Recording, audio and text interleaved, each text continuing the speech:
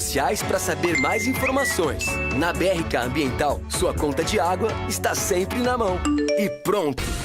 Semana de cama, mesa e banho na Havan. Não perca tempo e venha correndo aproveitar estas super ofertas. É só nesta semana. Edredom Casal Havan só R$ 39,99. Só quem produz pode vender tão barato. Jogo de cama casal 3 peças 100% algodão, apenas R$ 29,99. É muito barato. Ofertas válidas até domingo ou enquanto durarem os estoques. Havan, tudo num só lugar. Nesta semana inaugura a 109ª Mega Loja Havan em Vitória da Conquista, Bahia. Neste feriado estaremos atendendo. Educadora! Promoção Fique em Dia com a Sorte. Você que é cliente Bom Pastor concorre toda semana a R$1.000 pela Loteria Federal. Para participar, basta manter em dia as mensalidades do seu plano. Eu sou o Geraldo Luiz e este plano eu garanto. Eu assino embaixo. Promoção Fique em Dia com a Sorte. Planos de assistência funeral Bom Pastor. Sorteios vinculados a títulos de capitalização emitidos pela Mafre Capitalização. SUSEP número 15414-001721/2012-94. Regulamento completo no site www.grupopastor.com.br. Promoção Bolão Milionário Casas Bahia. Você compra no site ou na loja, dá o palpite dos 3 primeiros colocados e se você acertar, você pode ganhar até R$2 milhões. 2 milhões? Tem noção que é R$2 milhões? Aproveite para trocar sua TV. Você leva uma Smart TV 32 a partir de R$ 999 em 14 vezes, sem juros, no cartão Casas Bahia. E você ainda pode comprar no site e retirar na loja pelo Retira Rápido. E tem mais, compre com o cartão Casas Bahia, o menor preço ou a diferença de volta. Consulte condições. Muito mais que rádio. Educadora. Vamos falar de algo importante. Cuidados com o mosquito da dengue. Você deve ter notado o aumento de chuvas neste período do ano. E é na água parada que o mosquito se prolifera. Eliminar o criador é a forma mais eficaz de combater o Aedes aegypti. Faça a sua parte. Retire os pratinhos dos vasos. Limpe as calhas. Tampe bem as caixas d'água. Guarde pneus e garrafas em locais secos. São 10 minutinhos por semana. Assim, você e sua família estarão protegidos. Prefeitura de Limeira. Unindo forças por uma cidade melhor. O Savenhago jogou os preços lá embaixo. Compre por menos. Carrinho cheio, hein? Com esses preços eu tenho mais é que aproveitar. E aí? E a promoção? É um sucesso. Compre por menos, é preço baixo pra valer. Leite longa vida Jussara Max 1 litro, 2,15. Linguiça toscana na brasa Perdigão quilo, 9,90. Molho de tomate Stella D'Oro tradicional sachê, 340 gramas, 89 centavos. Contra filé peça inteira vácuo, 19,80. Compre por menos. No Savenhago é muito mais barato. Compre também pelo site.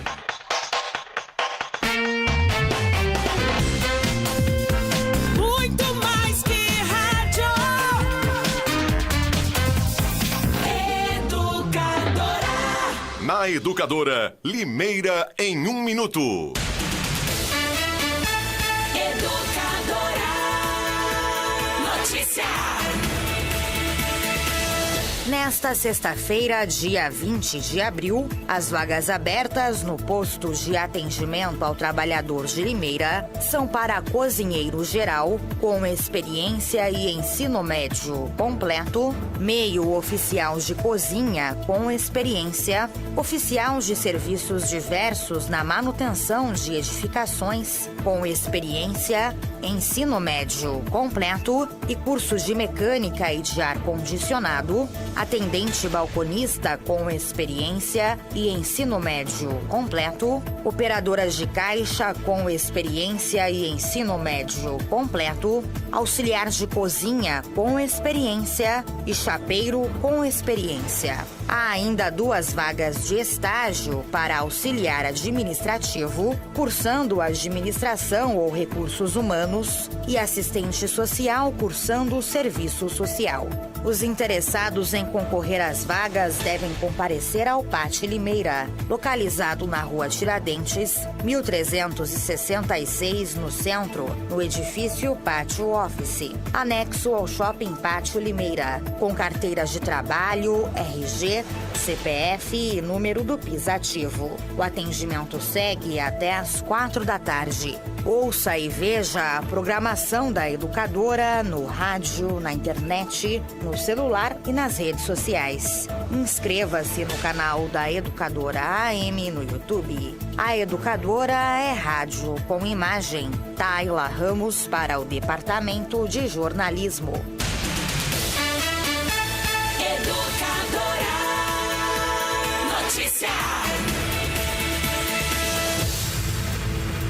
A voz do povo, Ivan Schutzer. A voz do povo é a voz de Deus. Chegou a hora da verdade. Muito obrigado, amigos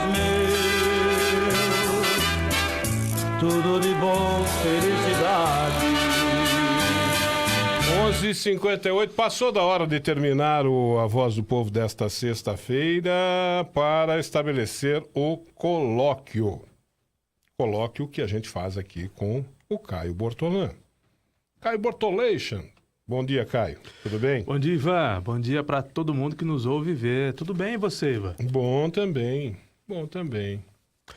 Peço vênia ao nobre colega para dizer que eu conversei nos últimos dias com alguns amigos palmeirenses que disseram que eu ando pegando muito no pé do Palmeiras. É. Por conta disso, eu tomei uma decisão. Sim. E aí, o colega é quem vai decidir. Ou nós não falaremos mais de futebol no colóquio, porque realmente eu não gosto do Palmeiras. Ou então, quando for para falar do Palmeiras, fala só você.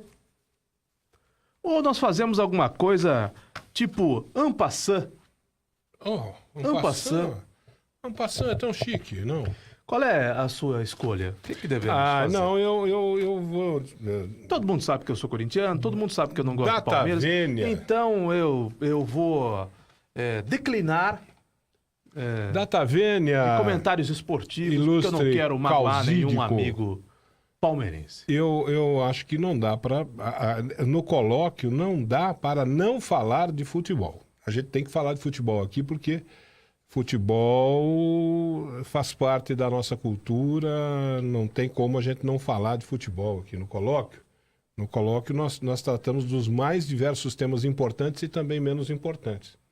E o futebol é das coisas menos importantes mais importante. A mais importante. Então não dá para deixar de falar. Nós temos que falar de futebol, que eu acho que você poderia se tomar-se de um certo comedimento quando você falar do Palmeiras, porque realmente você se deixa levar assim pela sua furibundice. Eu vou evitar quando falar. Você fala do Palmeiras. Eu vou evitar falar. Porque, como eu sou corintiano, as pessoas sabem do meu posicionamento, eu vou falar então só do Corinthians, do Santos e do São Paulo. Pode ser? E você fala do Palmeiras. Tá certo. Tá bom. São Paulo que ontem foi assim eliminado. Nós evitamos que qualquer pessoa... São Paulo que ontem foi eliminado. Você fira.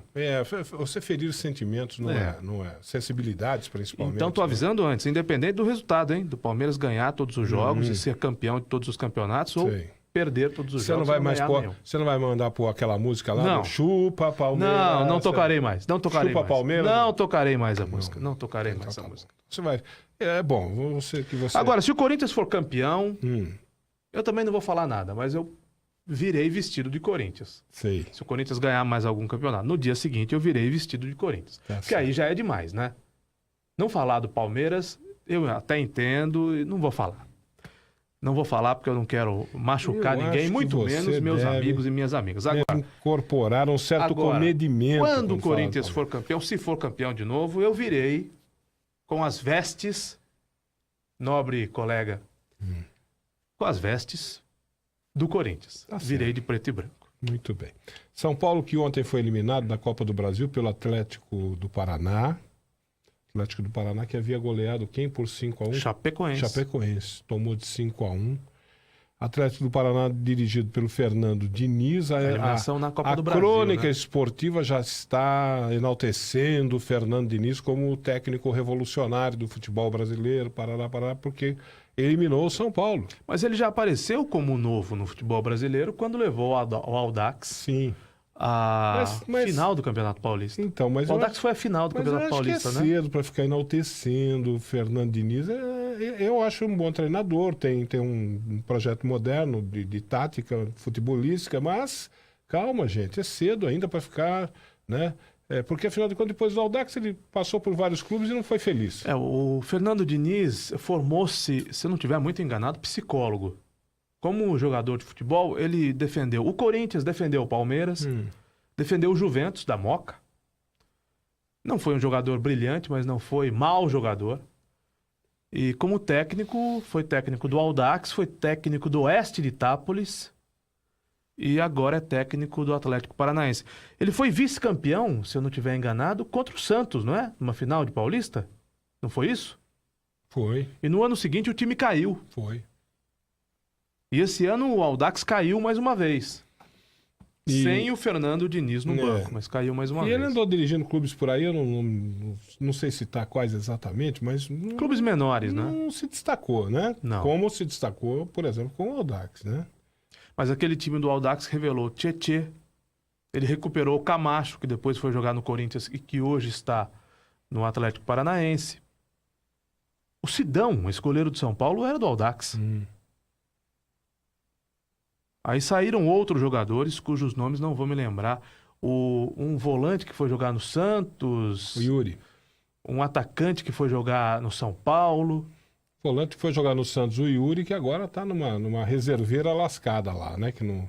Você vê como essa coisa de, às vezes, uma peça, né, que vai bem num esquema tático, funciona muito bem num esquema tático, mas esta peça, num outro esquema tático, já não vai tão bem assim, né? São Paulo abriu 2-0 ontem, não é, Ivan? Tomou gol do Guilherme, aquele mesmo Guilherme, do Cruzeiro, do Atlético Mineiro e do Corinthians. Chinelinho. Fez gol no São Paulo. Dentro de casa, praticamente só com a sua torcida. São Paulo e Atlético empataram ontem em 2-2. O Atlético havia vencido lá no Paraná por 2-1. Só que estava 2-0 o jogo pro São Paulo. E o São Paulo permitiu um empate. E o São Paulo que é treinado pelo Diego Aguirre. São Paulo que contratou um bom jogador, esse Everton do Flamengo. É um bom jogador. É um jogador que o São Paulo precisava. Um tipo de jogador que o São Paulo precisava. Um jogador com velocidade, um jogador que pode atuar pelas beiradas do campo. É um jogador que pode ajudar muito o São Paulo. Ao mesmo tempo que está se desfazendo do Cueva. Parece que o Cueva não tem nem ambiente para seguir no São Paulo. De novo? O Cueva, ele Outra já não vez? queria voltar, né? Ele, esse ano, não fez nada pelo São Paulo. Tem a impressão que depois da Copa do Mundo ele vai embora. Tudo bem. Esse final de semana tem Independente. Independente amanhã, né, Comercial. rapaz? Jogo que marca a sua volta aos comentários esportivos no estádio. Comendador Agostinho Prada, Jorge Neves, Ivan Schutzer e Denis Suidetos Vou transmitem o perder jogo. o jogo do Santos amanhã com o Bahia. Para fazer o Independente. Eu tenho uma expectativa. O Independente, lamentavelmente, está na Série B e vai jogar, que é a 4ª divisão, contra o Comercial de Ribeirão Preto, que já foi forte, né? E que é o Leão. Leão, né? É o Leão. Ribeirão tem o Leão e a Pantera. Então Isso. amanhã o jogo é Leão e Galo. Ou Galo e Leão, no estádio do Pradão. Eu tenho expectativa de saber como vai se comportar esse time do Independente, que não jogou a primeira partida, perdeu por WO, perdeu a segunda partida para o Brasília. Mandou o técnico embora. Por 1-0. Mandou o técnico embora com 2 jogos apenas. Não, com um jogo. Que o WO não jogou.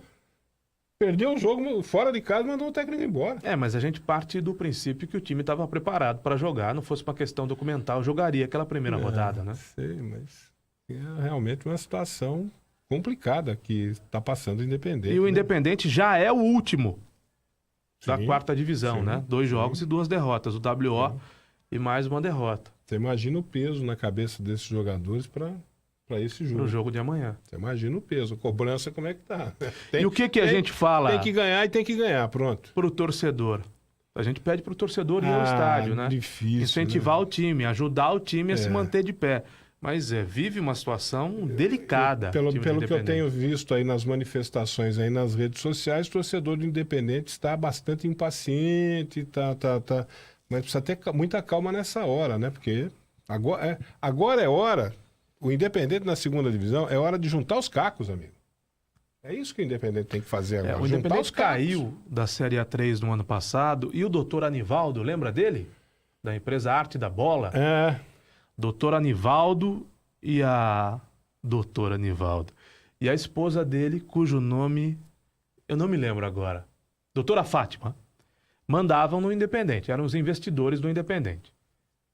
E esses investidores quase levaram o Independente à Série A1. O Independente saltou da Série A3 para a Série A2 e quase saltou da Série A2 para a Série A1. E depois fez o caminho inverso. Da A2 para A3, da A3 para B. e esses investidores do Independente foram mandados embora. Houve um acordo ali, mas foram mandados embora. Eu não quero dar razão a ninguém, nem tirar a razão de ninguém, mas o fato é que, bem ou mal, ao que consta, esses investidores vinham mantendo o futebol do Independente. Agora me parece que o Independente tem uma outra empresa que injeta dinheiro no time para manter o time de pé. Mas quando você manda um investidor embora, você tem que ter um plano B, ou não? Então, né, porque é um rapaz, clube que nos últimos anos perdeu o patrimônio, não tem dinheiro em caixa, tem contas para pagar, né? Será que o Independente tinha esse plano B? Eu acho tudo muito bonito, Ivan, quando a torcida se reúne, e a torcida do Galo tem essa característica, pintou a arquibancada, eles se cotizam, eles conseguem uma permuta de tintas e eles mesmos vão lá e pintam. Vou citar a figura do Ariovaldo Furlan, que eu acho que representa o torcedor do Galo, que é sofrido, que é sofredor, mas que se precisar lavar o banheiro do estádio, lava, se precisar limpar o vestiário limpa. Tem disso. Né? O camarada pega os uniformes, leva para casa, pede para a mãe lavar os uniformes, para a esposa lavar os uniformes e passar os uniformes. Pede né? para lavar com carinho. Lava, seca, passa. Não usa né? aquela bucha lá, não, que isso não esfrega muito, não. Agora, no futebol dos dias de hoje, claro que esse folclore que envolve o Independente faz parte do envolvimento, do amor, da relação de amor que a torcida tem com o time. Mas no futebol dos dias de hoje, Ivan, tem que ter alguém colocando dinheiro. Porque vender camisa não vai pagar as contas, talvez ajude um pouco. Vender rifa não vai pagar as contas, né? Tanto a Internacional quanto a Independente abriram o Bar do Leão e o Bar do Galo, mas as receitas também não vão conseguir pagar as contas, então tem de ter alguém colocando dinheiro. Senão a coisa simplesmente não acontece. Pois é. Se tiver uma empresa ainda agora aí na segunda divisão para ajudar, né? A voltar logo para 3, porque amargar mais um ano na segunda divisão é duro, hein, amigo? Não há torcida que aguente, né? Se tiver, é ótimo, né? Tem que abraçar, como diria o meu avô, com as duas pernas. O investidor que vem aí, né? Ajudar. Agora, se não tiver, não sei o que vai ser do Galo, viu? Não sei mesmo. E da própria Internacional. A Internacional vive com passo de espera, né?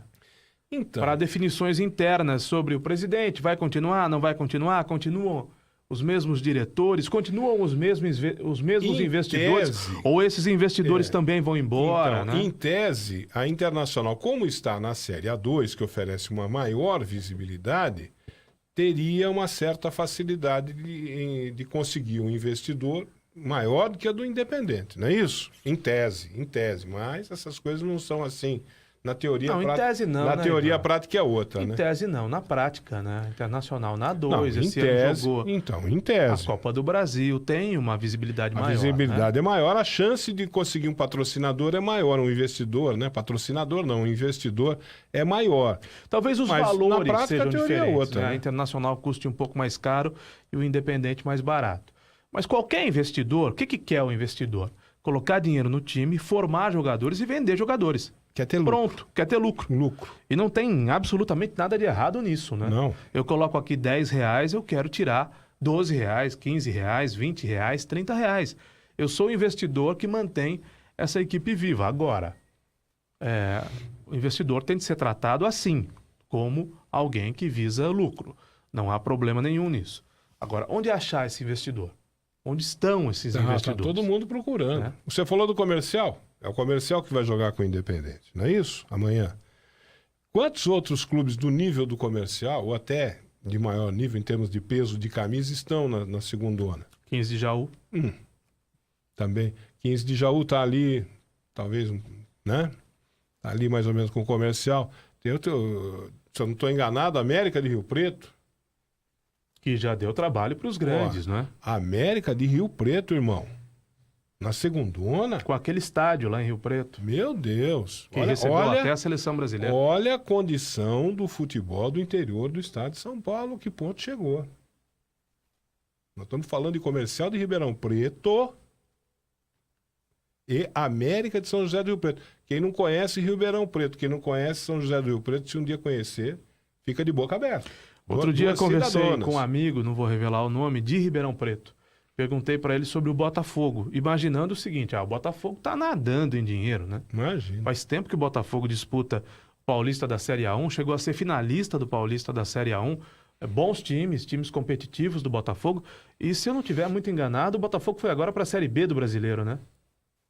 O Botafogo está subindo degraus no Campeonato Brasileiro. Botafogo tá nadando em dinheiro, perguntei a esse meu amigo, falou, imagina. Nada. Tanto lá como cá, a gente tem que passar o chapéu. Né? Os times realmente estão de pires na mão. Porque tiveram gestões atrapalhadas no passado, porque gastaram mais dinheiro do que tinham, porque no passado havia aqueles beneméritos, não é, Ivan? Empresários que colocavam dinheiro, injetavam dinheiro, pelo simples fato de gostarem do time. Aqui em Limeira isso aconteceu ao longo do tempo com o Internacional e com o Independente. Eu posso citar, sem nenhum constrangimento, o Júlio Massorano. O Júlio Massorano sempre colocou dinheiro no esporte de Limeira, no basquete, no futebol da Inter, no futebol do Independente. Todo mundo sabe que o Júlio é galista, e eu não tenho nenhuma notícia de que o Júlio fez isso visando o retorno financeiro. Além da propaganda, naturalmente, na camisa do time, mas eu não tenho nenhuma notícia de que o Júlio fosse dono de algum atleta ou que tivesse investido. Fez um investimento para ganhar dinheiro. Para ganhar dinheiro, não. O Júlio colocou dinheiro porque gosta do Galo, para citar o Galo como exemplo, porque tem amor pelo time, porque quer ver o time como é um empresário muito bem sucedido, tem um negócio muito próspero, ele investe o seu amor no time de futebol. Mas isso só não basta, porque vai chegar uma hora que... Tem limite, né? Todo ano os times de Limeira vão ter de se socorrer do Júlio Massorano. Tem limite essas coisas. Né? Ou todo ano os times de Limeira vão ter que se socorrer do poder público.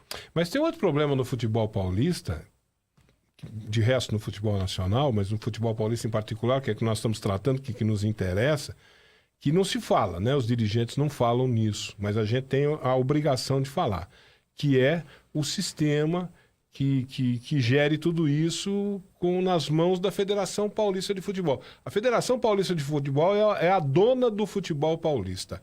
Ela que comercializa nesse mercado que é o futebol, ela que é detentora da marca, ela é detentora do produto, ela que comercializa, ela que pega o dinheiro, ela que... O dinheiro da venda, por exemplo, para a televisão, no caso, né, a Rede Globo, né?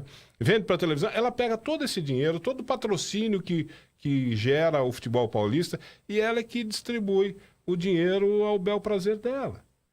E você vai querer me fazer acreditar que ela não fica com a parte do leão e distribui a migalha para os clubes? Sem dúvida. Distribui a migalha para os clubes? A Federação Paulista de Futebol é uma entidade multimilionária e a CBF, então, nesse fale. Quanto que o campeão paulista, o seu Corinthians, foi campeão paulista agora, quanto que o Corinthians recebeu da federação pelo título? Não sei. Mas foram alguns milhões. Algumas dezenas de milhões. Eu não quero afirmar que foram 5 milhões, porque eu não sei se foram 5, se foram 9, se eu não estou enganado, foram o número que eu ouvi, 20 milhões. E o vice receberia 12 milhões, o Palmeiras não quis receber o prêmio 20 milhões para o campeão, mas não sei quantos milhões para o vice. Quanto? 5 milhões para o campeão. Só? Não. Não. Só 5 milhões? 20 milhões é o prêmio do brasileiro. Do brasileiro? É. E 50 milhões pode ser o prêmio da Copa do Brasil, dependendo de quantas rodadas. Se um time começa a Copa do Brasil da primeira rodada e vai até a final, ele pode ganhar até 70 milhões de reais. Ganhando, evidentemente, a Copa do Brasil. Mas enfim, que seja. A parte do Leão fica para a federação. Eu acho até que o campeão paulista devia ganhar mais do que 5. Mas, de todo modo, Ivan, o que precisa ser dito é o seguinte. O André Sanches é uma figura absolutamente controvertida, né? Presidente do Corinthians. Aliás, eu não morro de amores pelo André Sanches, apesar de ser corintiano. Ele deu uma declaração sobre o árbitro de vídeo que me pareceu muito ponderada. Tem de ter árbitro de vídeo, não há dúvida. E o Corinthians votou contra o árbitro de vídeo. O Corinthians e outros times, a maioria dos times do Campeonato Brasileiro votaram contra. Palmeiras votou a favor, o São Paulo não votou, Santos e Corinthians votaram contra. E o que disse o André Sanches? Por que a CBF não paga o árbitro de vídeo? A CBF, que é quem mais arrecada com os direitos. Exatamente. Por que a CBF quer repassar esse valor para os clubes? Então, não se trata de não querer o árbitro de vídeo. Tem de ter árbitro de vídeo. Essa é uma questão resolvida. Agora, por que é que os times vão pagar pelo árbitro de vídeo? Porque se o Palmeiras tem folga financeira, ou se o Flamengo tem folga financeira, outros times não têm. Então tem de ter. E quem tem de pagar? A CBF. Para todos os times. Para todos os times. A CBF paga, ela é dona do campeonato, ela é quem mais arrecada, ela vende os direitos do campeonato, ela pode pagar o árbitro de vídeo. No caso dos times pequenos como o Independente, como a Inter, nós vamos ter amanhã quantas pessoas no estádio? Tomara que nós tenhamos amanhã 1.000 pessoas no estádio. Não acredito. Eu acredito que nós vamos ter um número... Se tiver 200 é para comemorar. Um número menor de pessoas. Se tiver 200 aí é pra quando comemorar. sair a renda, quando você, o Jorge, o Denis informarem a renda ao público, certamente o Independente fará uma receita X e terá uma despesa quase 2x com a arbitragem. Por que a Federação Paulista de Futebol não custeia árbitro bandeira e árbitro reserva e auxiliar e assistente e o anotador e o representante da federação, fiscal da federação e o que mais valha? Por que sobra para times pequenos como a Inter, como o Independente, 4, 5, 6 mil reais por jogo de taxa de arbitragem? Para a Inter, rapaz, quanto que é de taxa de arbitragem? Eu estou chutando um número aqui, mas no mínimo 5 mil reais de taxa de arbitragem. Tem clube que não consegue pagar. Os jogos dão prejuízo. Não consegue pagar a arbitragem. Fica devendo a arbitragem lá, e se ficar devendo a arbitragem, não pode jogar, não pode participar do campeonato. Os jogos dão prejuízo, porque o time fatura 5 e gasta 6. E gasta 7. Por que a Federação Paulista não fomenta esse tipo de coisa? Ela não vai, evidentemente, mandar o árbitro de ponta para o jogo da Série B. Ela vai mandar um árbitro que está, provavelmente, em começo de carreira. Então, por que a Federação Paulista não incentiva os times pagando essa arbitragem, pagando esses custos? Por que custa para abrir o Pradão? É um estádio municipal, a prefeitura faz grande parte da manutenção, mas custa abrir o Pradão. E é interessante que o uniforme do árbitro tem patrocínio. Tem patrocínio. A marca que veste o árbitro tem 1 ou 2 patrocínios na camiseta do árbitro. Esse dinheiro vai para onde? Para a federação. Se os clubes pagam a arbitragem, aquele patrocínio no uniforme do árbitro, esse dinheiro vai para onde? Não deve ser pouco, porque você já imaginou? Todo jogo transmitido pela televisão, tá lá o árbitro com aquela propaganda. Eu acho que é a propaganda de maior visibilidade do futebol. É do árbitro. E aí você vai me dizer, mas o Caio, isso que você está dizendo, algum diretor já deve ter pensado e falado. Pois é, mas os diretores aceitam isso, né, Ivan? Os diretores assinam regulamentos. Eu acabei de citar aqui. O Palmeiras foi vice-campeão paulista com uma campanha melhor do que o Corinthians campeão. Por quê? Porque alguém assinou um regulamento. Em 2002, o Santos classificou-se, tinha mata-mata na época, em 8º lugar do Campeonato Brasileiro e foi campeão brasileiro. Foi o último dos classificados e foi campeão brasileiro. Em cima do Corinthians, à época, que, salvo engano, tinha feito a melhor campanha. Aliás, foi por isso que acabaram com o mata-mata, né? Perdão, a melhor campanha na época foi a campanha do São Paulo. Então. E o Santos eliminou o São Paulo. E o Santos foi campeão em cima do Corinthians, que também tinha melhor campanha que o Santos. Não foi por isso que acabaram com o mata-mata? Por causa desse logo depois já virou pontos corridos. Mas os dirigentes assinam por algum interesse.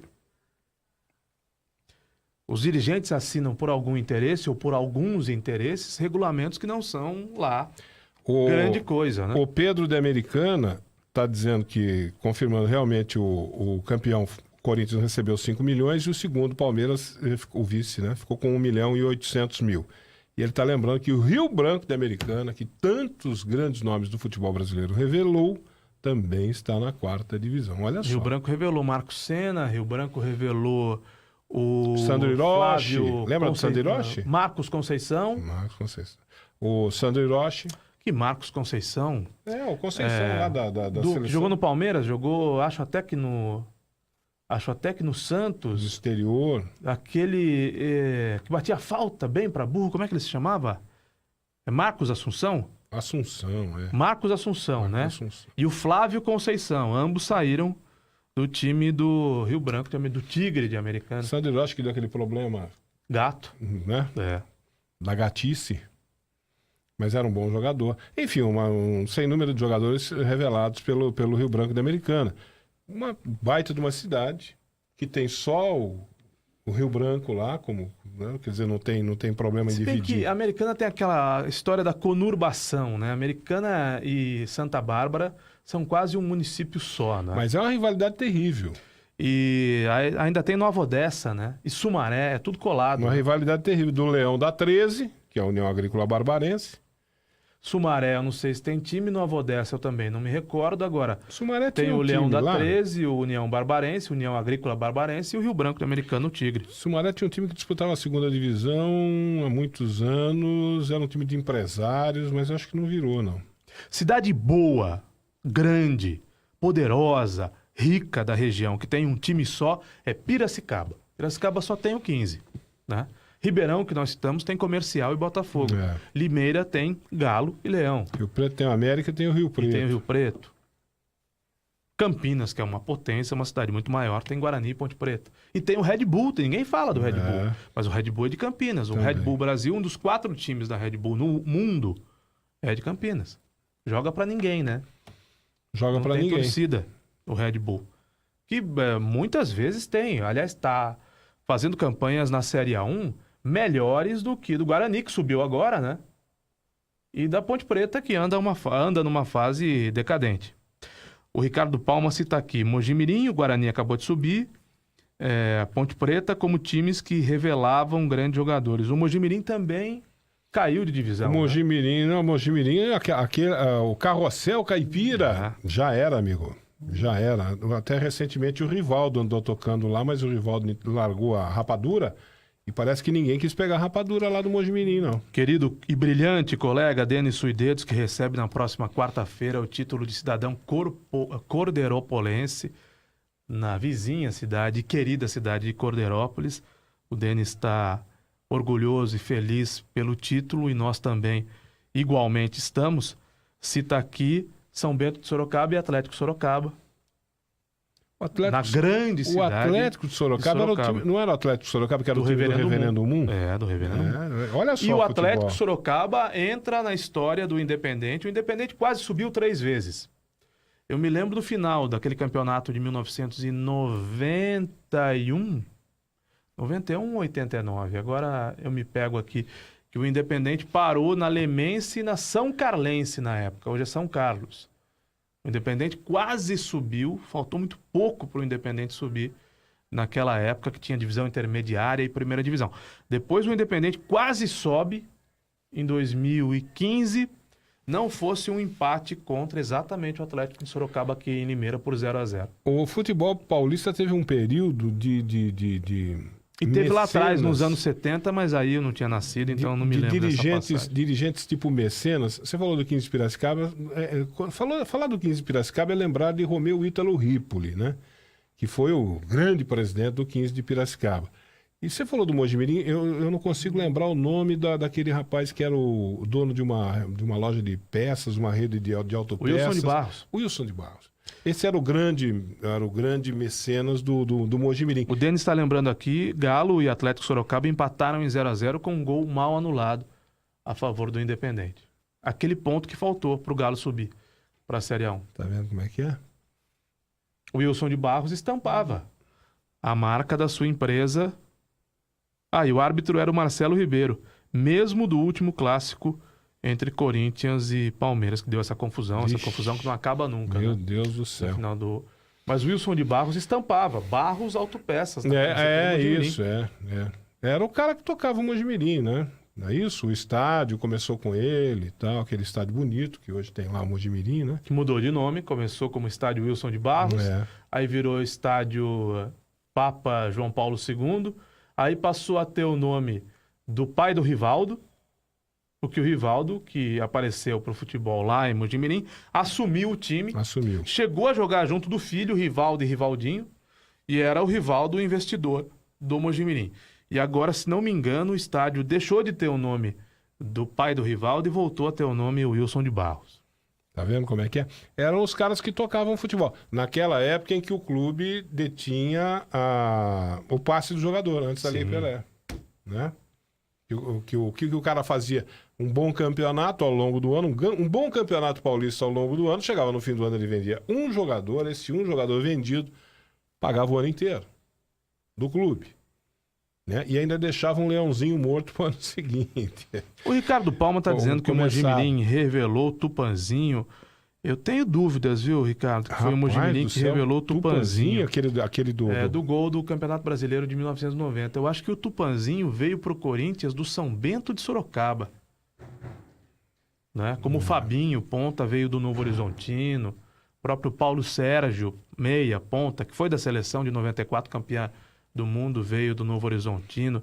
Eu acho que o Tupanzinho, que tem esse apelido por ter nascido na cidade de Tupã, foi revelado pelo... Corinthians comprou o Tupanzinho do São Bento de Sorocaba. Não tenho. Se eu não tiver muito enganado. Não tenho conhecimento. Muito bem, Caio Bortolã. Então, amanhã, Galo. Galo e Comercial aqui na Educadora, 2020. ao vivo em todas as plataformas. Também fui abordado por um amigo que me perguntava: por que é que você fala tanto do aplicativo da Educadora? Por que você fala tanto do Facebook, das redes sociais, do YouTube, do portal educadora.am? As pessoas, para baixar o aplicativo, elas gastam um pacote de dados se não tiver internet sem fio. Então, por isso, elas continuam ouvindo pelo rádio. E eu disse a ele, eu falo muito dos aplicativos, das plataformas digitais, porque eu estou mirando o futuro. E no futuro é assim que as pessoas vão... aliás, já no presente, mas no futuro é assim que as pessoas vão consumir o nosso conteúdo. Então, baixe o aplicativo da Educadora, é o do ícone vermelho. Acompanhe as transmissões da Educadora, as transmissões esportivas junto da Gazeta de Limeira, os programas, todos os programas da Educadora com áudio e vídeo no portal educadora.am. Curta a página da Educadora no Facebook, nós estamos ao vivo agora no Facebook. Curta, compartilhe a página as postagens da página da Educadora no Facebook e assine o canal da Educadora no YouTube, educadora.tv. Eu sei que eu sou repetitivo, mas eu tenho que pedir às pessoas que façam isso, porque o futuro é logo ali. O futuro a Deus pertence? Não, o futuro, claro que pertence a Deus, mas pertence também às pessoas que estão dispostas a chegarem lá, né? Que fazem alguma coisa para chegarem lá. Por falar em futuro, o Zé Dirceu deu uma declaração que está preparado para terminar a vida na cadeia. Tem 30 anos de cadeia, não é isso? E de idade 70, né? Tá certo que ele não vai cumprir os 30, porque aqui no Brasil, né? Sabe, nem os irmãos Cravinhos cumpriram, né? É. Os seus 38 anos, cada um, de cadeia. Saíram bem antes, por bom comportamento. Suzane von Richthofen vai sair, logo ela vai sair. Mas tá velhinho, rapaz, hein? Era um moleque quando entrou na cadeia, né? Os Cravinhos? Esse Cravinho aí. Devem ter em torno de 40 anos, pois é. Se tanto. Mas eu falo assim, né? A cadeia desgasta o cara, né? O sujeito... Cadeia é um negócio terrível, né? Mas se andar na linha, fala assim, não vai pra cadeia, né? O cara, puxa, tá numa cela especial, tem frigobar, mas é cadeia, irmão. É cadeia. Eu sou obrigado a concordar que há ambientes muito melhores, né?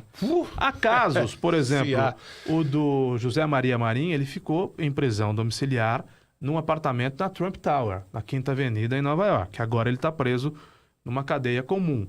Mas qualquer tipo de privação à liberdade é desagradável. Agora, para o Joesley Batista é mais agradável, para o Wesley Batista é mais agradável, para o Marim foi mais agradável. O Maluf, por exemplo, o STF nega recurso e mantém o Maluf preso em casa. E há muita gente questionando. Eu não tenho um pingo de dó do Maluf. O Maluf tem quase 90 anos. Muita gente questiona por que ele foi preso só agora. Também acho que demorou demais para que ele seja preso. Mas tem de ser preso, independentemente de estar no fim da vida ou não. Ele vai seguir em prisão domiciliar, numa das suas mansões, com todo o conforto. E acho que nem a tornozeleira ele vai usar. Então, mas aí é que tá, né? Esses caras, Brasil é Brasil, né, meu? Quem tem dinheiro é uma maravilha, né? O Maluf, eu estava assistindo um pedacinho do julgamento lá da decisão do STF, e quem foi, eu não me lembro agora qual foi o ministro que leu o laudo médico do Maluf, porque o procurador da República lá fez um questionamento, o ministro se melindrou, falou, não, pera um pouquinho aí, pegou lá o laudo médico do Maluf e leu lá. Aliás, laudo médico do Maluf, elaborado por 3 médicos assim, renomadíssimos, professores, doutores das quantas. Sabe como é que é aquele negócio? Não foi o médico do SUS, não. Professor, doutor, não sei das quantas, as pampas, assim.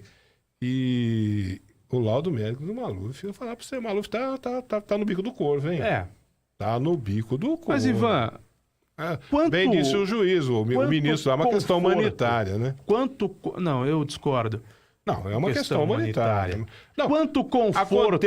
Acontece que é só pros bacanas, né? O pobre vai morrer podre dentro da cadeia. Essa é que é a questão do Brasil. Quanto conforto, quanto bem-estar, quantas regalias, quanto luxo o dinheiro que o seu Maluf roubou dos cofres públicos não garantiu a ele ao longo dos seus 85 ou 86 anos de vida. Então, vamos olhar o Maluf até aqui? Escuta, Mário Covas disse num debate, o verbo malufar, foi cunhado um verbo, malufar, que quer dizer roubar. Então, a vida toda o Maluf disse, eu só tenho processos contra mim, não tenho nenhuma condenação, a vida toda. E a vida toda o Maluf viveu nababescamente. E é interessante... Né? Já era de uma família rica e roubou.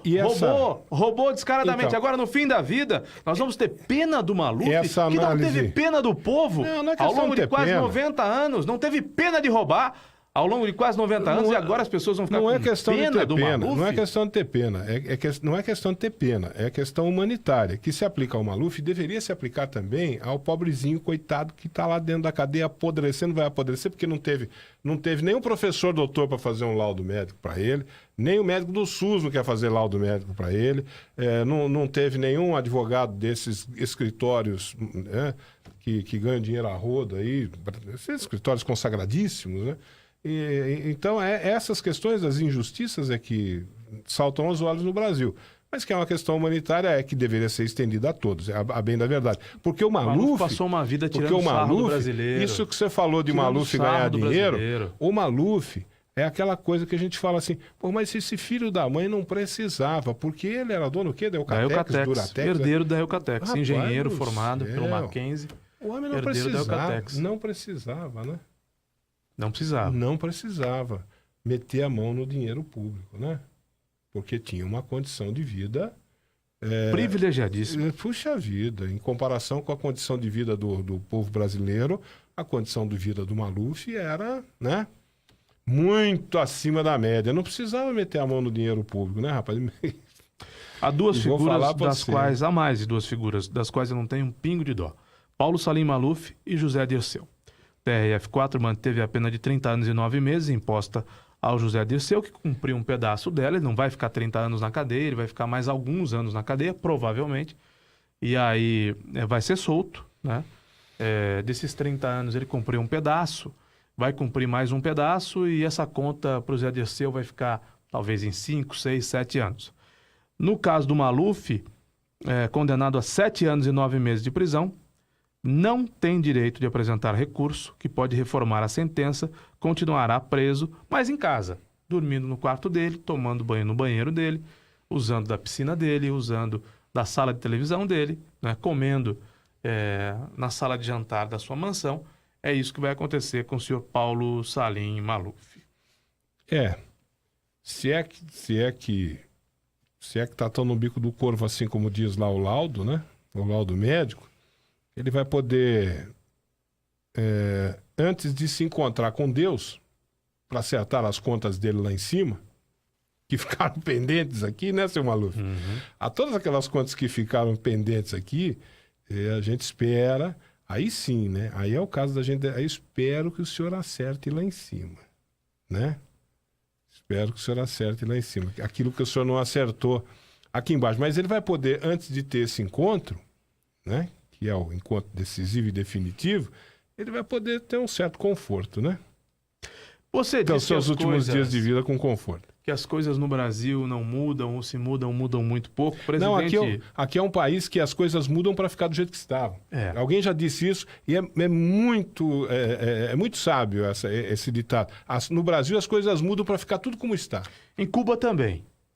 Miguel Dias-Canhel assumiu a presidência de Cuba prometendo continuidade, ou seja, o cubano está ferrado.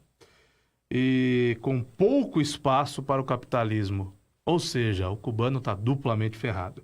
Raul Castro sinalizou que o seu sucessor ficará também à frente do Partido Comunista, mas só a partir de 2021, daqui a 3 anos. Ou seja, muda para ficar do mesmo jeito. Mas eu não sei não.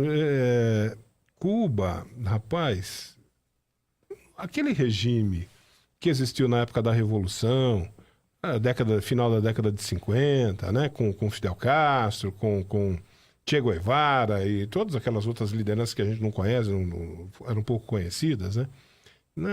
Eu acho que aquele tipo de regime já não cabe mais, né? Se Cuba quer se colocar melhor... Mas na cabeça do Raul Castro cabe, né? Partido Comunista, vai continuar tudo igual, é o representante do Raul Castro que já tá velhinho. Mas o Raul Castro né? é daquela época, né? O Raul Castro é daquela época lá, né? De Sierra Maestra, aquela coisa toda lá, né? Ele é um revolucionário de primeira hora. Agora vem outros revolucionários aí que tem que ter uma outra mentalidade. O mundo é outro. Nós não estamos mais na década de 50, nós não estamos mais na década de 60, né? O mundo está mudando. A gente vê até o tal do... Você quer regime mais duro do que o da Coreia do Norte? Tem regime mais duro do que... Hoje, no mundo, tem regime mais duro do que o da Coreia do Norte? Estou falando do lado das esquerdas. Do lado da direita tem. Mas do lado das esquerdas, tem regime mais duro do que o da Coreia do Norte? E os caras não estão se abraçando lá? Como é que é? Jung? Como é que é o nome do homem lá? Eu não sei pronunciar o nome dele. Eu nunca consigo lembrar o nome do ditador lá da Coreia do Norte. Ele não está abraçando o colega dele da Coreia do Sul? Mas é alguma coisa como Kim Jong-un, alguma coisa nessa linha, né? É um pum, qualquer coisa assim. Ele não está abraçando o colega da Coreia do Sul já? Peraí, precisamos nos entender. Até o Trump, meu. Até o Trump está quase abraçando o cara. Você vê que não adianta, né? O mundo tem que mudar, Caio, e vai mudar, com certeza. Devagarinho, né? Não é uma mudança assim na velocidade que a gente gostaria que fosse, mas vai mudar, devagarinho muda. Bom, eu não me furto de opinar, eu disse aqui que, no meu entendimento, Fernando Henrique Cardoso foi o melhor dos nossos presidentes. Evidente, meu colega da canhota discorda disso. O cara que quebrou o Brasil, eu não posso achar que Fernando Henrique Cardoso... O cara que quebrou o Brasil. Ele quebrou o Brasil. Ele não quebrou o Brasil, ele salvou ele quebrou o Brasil. O homem que criou o Plano Real. Não preciso dizer mais nada. O FMI, né? Eu falo. Criou o Plano Real. As pessoas da minha idade assistiam o Jornal Nacional e viam... Toda semana tinha um diretor do FMI descendo aqui no Brasil com uma pastinha, indo lá em Brasília se encontrar com o Fernando Henrique Cardoso, para dizer para o Fernando Henrique Cardoso como é que ele deveria dirigir o Brasil. Se agora você faz assim, agora você faz assim, deixa eu ver se você fez direitinho. Não, você não fez direitinho a lição de casa não, seu Fernandinho. Vamos fazer tudo de novo aqui. Era assim, o Brasil era governado pelo FMI. A Edna Tomazini... Porque o Fernando Henrique Cardoso quebrou o Brasil. A Edna Tomazini pergunta aqui, vocês falam do comunismo de Cuba e ninguém fala da China? Porque a China não é mais comunista. A China é comunista, sim, senhor. A China não é capitalista. A China não, senhor. A China não é mais comunista, né? A China é capitalista. A China é um negócio completamente de maluco, coisa de maluco. Eu não consigo entender, não entra essa coisa de negócio na minha cabeça. É um regime comunista, é um regime político comunista numa sociedade econômica capitalista. É uma coisa que eu não consigo entender. Mas a China, o regime é comunista, sim, senhor. Aliás, parece que agora... Ela tem razão de dizer isso, porque ninguém fala da China. O presidente agora é presidente vitalício? Até o fim da vida? Só sai do cargo quando morrer, não é isso? Mas o chinês vive bem, né? O cubano vive com 8 dólares por mês. O chinês vive bem, sim. Né? O cubano... Bom, se fosse bom... Chinês vive bem. Morar em Cuba, se a vida do cubano fosse boa, ele não ia a nado. Chinês ele não vive enfrentava bem. Quase 150 quilômetros nadando para chegar em Miami, né? Se fosse bom morar em Cuba... Não haveriam tantos refugiados cubanos. Não haveriam tantos cubanos que fugissem do país, porque tem um frango assado por mês para comer, que tem na geladeira tem ovo, né? Que recebe 8 dólares de salário, que não tem telefonia celular, que não tem acesso à tecnologia, tudo por causa do bloqueio econômico, que não tem a livre, você mistura as não coisas. tem a imprensa livre, você tem razão, quando você fala de Cuba, você mistura as coisas. Não misturo. Você mistura as coisas. Você mistura as deficiências do regime com o bloqueio econômico. A China é uma potência econômica. A China não tem bloqueio econômico. Os Estados Unidos não impõem. Os Estados Unidos não têm cara de impor bloqueio econômico para a China. A ilha de Cuba... Não tem a ilha de Cuba... Lá a conversa é outra. A ilha de Cuba só é rica... Cuba é desse tamanico. A ilha de Cuba só é rica... É um ovinho. Só é rica na região onde morava Fidel Castro e onde mora hoje o Raul Castro. Essa região é muito rica. E outra região que é muito rica é a região turística. O povo de Cuba passa fome. Na China é diferente. O que a gente pode alegar é que na China não há direitos trabalhistas, que há trabalho escravo, esse tipo de coisa de fato há. A China é uma pobreza. A China é de uma pobreza dolorosa. Eles fizeram as Olimpíadas. Quando foi que foi as Olimpíadas chinesas? Quando foi que sediou as Olimpíadas? 2008. Para você ter uma ideia, eles criaram o Ministério do Banheiro. Foi criado. Isso não é. Procure no Google. Pergunta pro seu Google aí, quem duvidar da minha palavra. Isso não é piada que eu tô fazendo. Tô falando sério. Teve o Ministério do Banheiro. Porque o que tinha na China era aquele buraco, aquelas latrinas lá. Que tem na cadeia. Freio acelerador. Então, aquele negócio lá. Eles criaram o Ministério do Banheiro para, pelo menos nas grandes cidades, onde ia ser realizados os eventos lá, começar a ter instalação sanitária, banheiro, gente, não tinha a China ia na moitinha, era assim, vai na moita. O Ministério do Banheiro é de uma pobreza terrível, por isso que eu falo, não entra na minha cabeça como é que funciona esse negócio de um regime comunista com um sistema econômico capitalista. As informações que você tinha da China na década de 60 com Cuba, da década de 60. Hoje a China é um país muito diferente de Cuba. Muito diferente de Cuba. Não, senhor. Muito diferente de Cuba. É um país desigual. É um país onde há riqueza em alguns polos, em alguns pontos há riqueza, e na maioria do país a pobreza, a miséria absoluta. Danada. Bom, mas eu não estava falando da China, eu estava falando do Fernando Henrique Cardoso. Você cita que Fernando Henrique Cardoso dizia amém quebrou o Brasil. ao FMI. Não, dizia amém não. Quem quebrou? Dizia amém, quem governava o país era o FMI, porque ele quebrou o Brasil. Quem quebrou o Brasil foi o PT. Quem quebrou o Brasil foi a Dilma. Então, quem quebrou o PT e o PSDB quebraram o Brasil. Quem quebrou o Brasil, principalmente, foi o seu Lula. Então os dois quebraram. Foi a bandeira vermelha que quebrou o Brasil. A bandeira vermelha quebrou o Brasil. A bandeira vermelha botou 14 milhões de pessoas na Rua da Miséria. Lula e Dilma azul e amarelo também. 14 milhões de pessoas. A bandeira vermelha. Vermelho e o azul e amarelo. A bandeira vermelha, que não é da nossa cor. A bandeira vermelha não é da cor da nossa. Quebrou o Brasil. A nossa bandeira não é vermelha. A bandeira vermelha colocou 14 milhões de brasileiros nas ruas.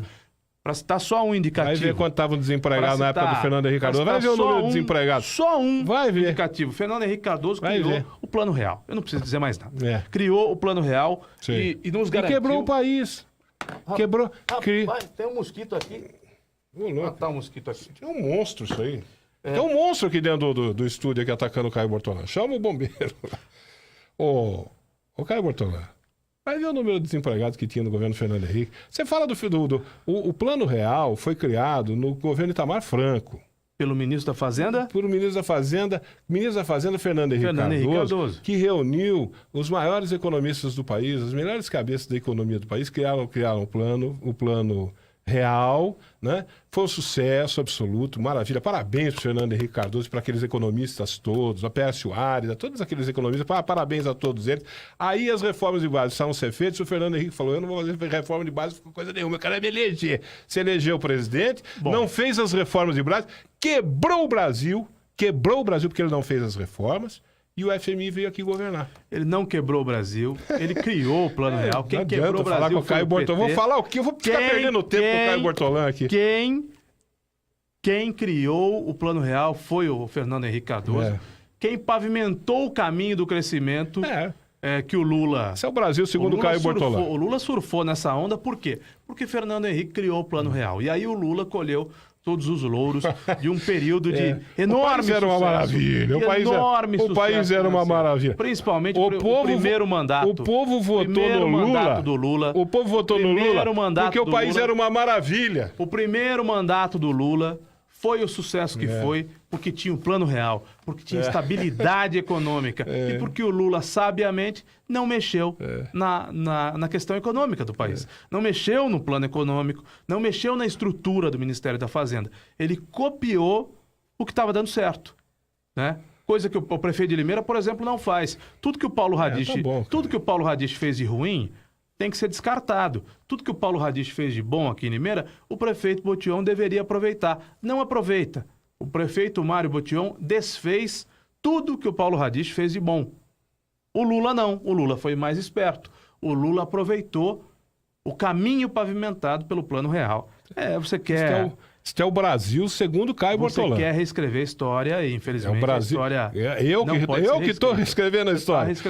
Eu que estou reescrevendo a história. Reescrevendo a história. Ah, mas, enfim, tá bom. Fernando Henrique, Tá bom. genial Fernando Henrique, fez a seguinte declaração em entrevista ao jornal Estado de São Paulo. Lula não é um preso político. É político preso. Eu imagino a dor de cotovelo que o Fernando Henrique deve ter do Lula. Está definida a questão. Tamanho da dor de cotovelo. O PT diz que é um preso político, a Glaze faz aquela lambança de convocar os terroristas lá do mundo árabe, alegando que foi preso político, tá? Que é preso político o Lula, e efetivamente não é preso político. É preso porque é corrupto, é preso porque foi condenado, é preso porque teve a condenação mantida, e aqui eu vou usar essa frase do Fernando Henrique Cardoso, não é um preso político. É um político preso.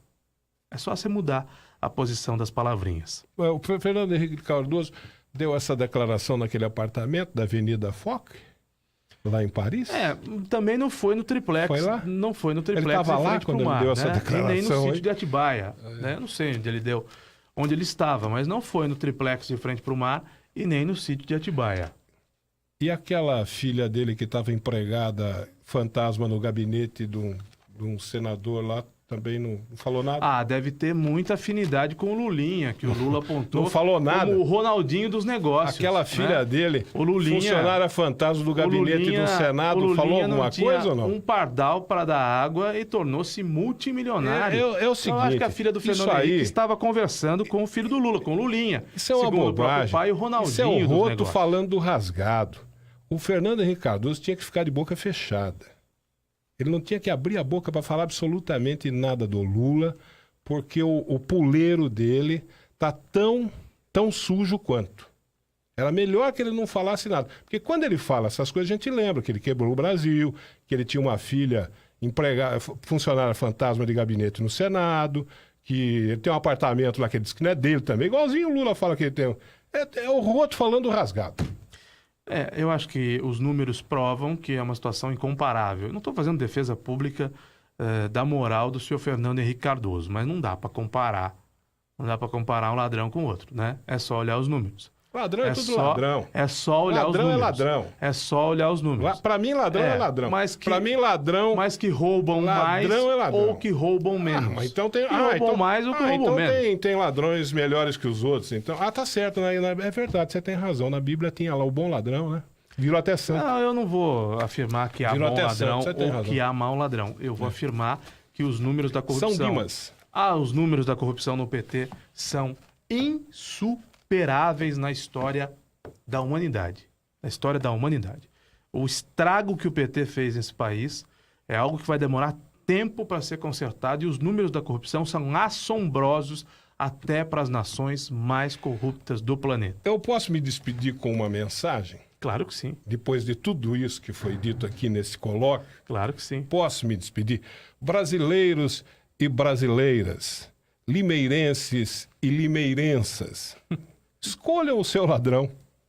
Tem aí aos montes, você escolha o que você quiser. Quem quiser ficar com esse ladrão dessa cor aqui, fica. Quem quiser ficar com o ladrão da cor de lá, fique à vontade.